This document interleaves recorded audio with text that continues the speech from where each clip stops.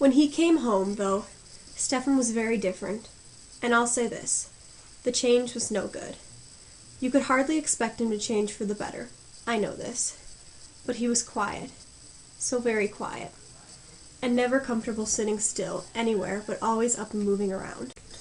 I thought back to times we'd sat still for whole afternoons, never moving, just shifting our weight along the ground, talking to whoever sat with us, watching things. He'd always had a joke then, too, and now you couldn't get him to laugh, or when he did, it was more the sound of a man choking.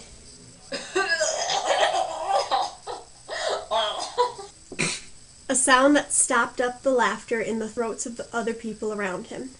They got to leaving him alone most of the time, and I didn't blame them. It was a fact. Stefan was jumpy and mean.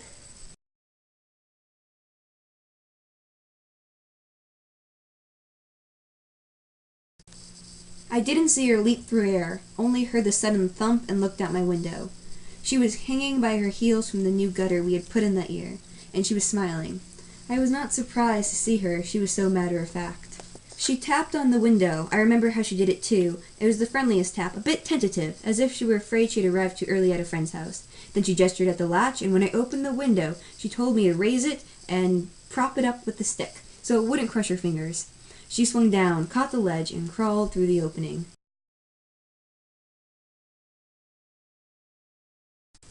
He came at me, crashed over a chair that was already broken, then threw the pieces. I grabbed one of the legs and whacked him on the ear so that his head spun and turned back to me, bloody.